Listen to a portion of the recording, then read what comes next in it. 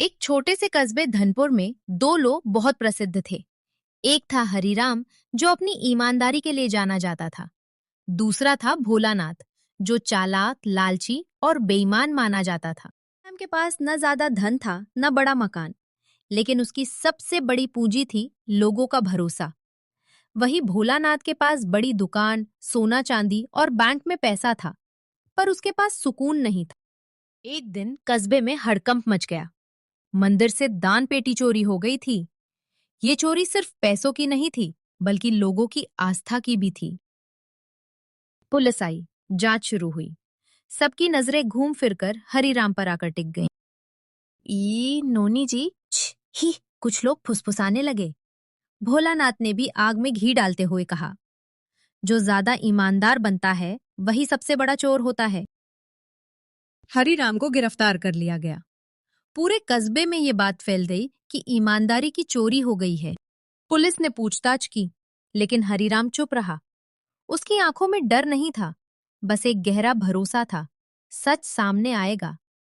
उसकी पत्नी बोली, तुम कुछ बोल क्यों नहीं रहे? हरिराम मुस्कराया। सच को बोलने की जरूरत नहीं होती, वो खुद बोलता है। इधर भोलानाथ चैन से नहीं सो पा रहा था।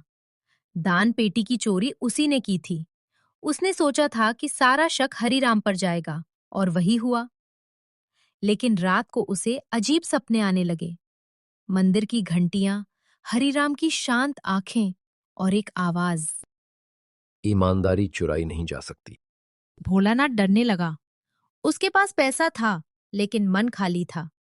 वो शराब पीने लगा, झगड़े करने लगा और खुद ही खुद से भागने लगा। एक दिन पुलिस को मंदिर के पीछे खुदाई में दान पेटी का एक हिस्सा मिला। साथ ही वहां भोलानाथ की दुकान की रसीद भी मिली। पुलिस ने भोलानाथ को बुलाया। पहले तो उसने झूठ बोला, लेकिन डर और अपराध बोध ने उसे तोड़ दिया। वो फूट फूट कर रो पड़ा और बोला, इज्जत, सुकून, नाम, लेकिन मैं गलत था।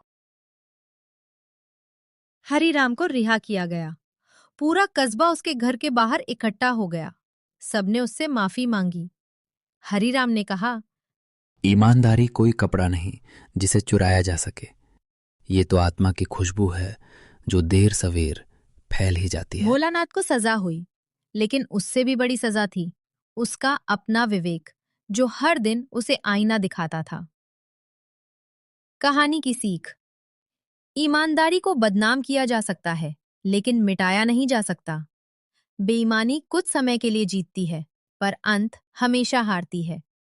सच चुप रह सकता है, लेकिन झूठ हमेशा डरता है। दिसंबर की ठंडी ने पूरे शहर को जैसे जमा दिया था।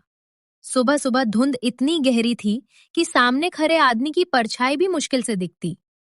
दुकानों के शटर जमे हुए थे, लोग घरों में दुबके थे।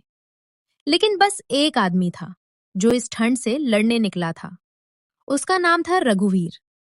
छोटा सा गरीब परिवार, घर में दो बच्चे, बूढ़ी माँ। साल भर मेहनत करके वो सर्दियों में कंबलों की बिक्री करके ही घर चलाता था। इस बार ठंड कुछ ज्यादा ही पड़ रही थी, और उसके पास कंबल भी कम थे। सुबह सुबह रघुवीर छाती पर कंबलों का गट्ठर लटकाकर निकल पड़ा। ठंडी हवा चेहरे पर चुभ रही थी, सांस भाप बनकर निकलती थी। वो राह चलते लोगों को आवाज देता, कंबल ले लो, गरम कंबल, ठंडी में बचा लेगा, कम दाम में ले लो। लेकिन लोग जल्दी जल्दी गुजर जाते। सुनने की फुर्सत ही किसके पास थी। थोड़ी दूर चलकर उसने देखा, एक बूढ़ा आदमी सड़क किनारे कांप रहा था। उसके पास पहनने को सिर्फ एक पतला सा कंबल था और पैर नंगे थे। रघुवीर ने धीरे से उससे पूछा, कंबल चाहिए बाबा? पैसा नहीं है बेटा। रघुवीर ने बिना कुछ बोले एक मोटा कंबल उसकी गोद में रख दिया। बाबा रो पड़ा। बेटा, तूने आज मुझे मौत से बचा लिया। रघुवीर ने उसकी पीठ थपथपाई और आगे बढ़ गया। दिल हल्का हो गया था, पर जेब और भी खाली। आगे एक औरत अपने छोटे बच्चे को सीने से चिपकाकर सड़क किनारे खड़ी थी। बच्चा जोर जोर से कांप रहा था औरत बोली, कंबल चाहिए, पर पूरे पैसे नहीं हैं। रघुवीर ने पूछा। कितने हैं? औरत ने कांपते हाथों से 50 रुपए निकाले, जबकि कंबल की कीमत 250 थी। रघुवीर मुस्कुराया। बच्चे को ठंड नहीं लगनी चाहिए, ले जाओ भाभी। और उसने कंबल उसके कंधे पर डाल दिया। औरत की आंखों में चमक और आंसू दोनों भर आए। भगवान भला करे तेरा भाई। कुछ घंटों में उसके पास सिर्फ एक कंबल बचा, पर उसके पास वो पैसे नहीं आए जिनकी उसे जरूरत थी। वो निराश होकर घर लौट रहा था, सोचता हुआ, माँ की दवा कैसे लाऊंगा, बच्चों की फीस कैसे भरूंगा। सूरज ढल चुका था, धुंध और गहरा रही थी। तभी पीछे से कार रुकी। कार से एक आदमी उतरा, कोट पैंट में, अमीर दिखने वाला। उसने पूछा, भाई तुम्हारे पास कंबल है? बस एक आखिरी बचा है साहब। अमीर आदमी ने कंबल हाथ में लिया, देखा और मुस्कुराया। अच्छा है, कितने का है? 250 रुपए। उस आदमी ने जेब से पैसे निकालकर रघुवीर के हाथ में रखे, लेकिन जब उसने देखा, उसके हाथ में 250 नहीं, 10,000 रुपए थे। रघुवीर चौंक गया। साहब, इतना तो बहुत ज्यादा है। अमीर आदमी ने धीरे से कहा, मैंने आपको बाबा और उस औरत की मदद करते देखा था। ठंड में कंबल बेचना आसान नहीं, और ठंड में इंसानियत बेचना तो और भी मुश्किल है। ये आपकी नेक दिली का इनाम है। रघुवीर की आंखें भर आईं। उस रात रघुवीर अपने घर लौटा, हाथ में खाने का सामान, माँ की दवाइयां, बच्चों के लिए मिठाई, और चेहरा खुशी से चमकता हुआ।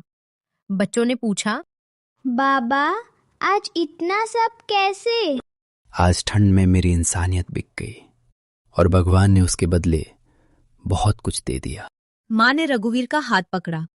बेटा, नेकी कभी बेकार नहीं जाती। बाहर ठंड पड़ रही थी, लेकिन घर में गर्मी थी और दिल में सुकून। सर्दियों की ठंड शरीर को जमाती है, लेकिन इंसानियत की गर्मी दिल पिघला देती है।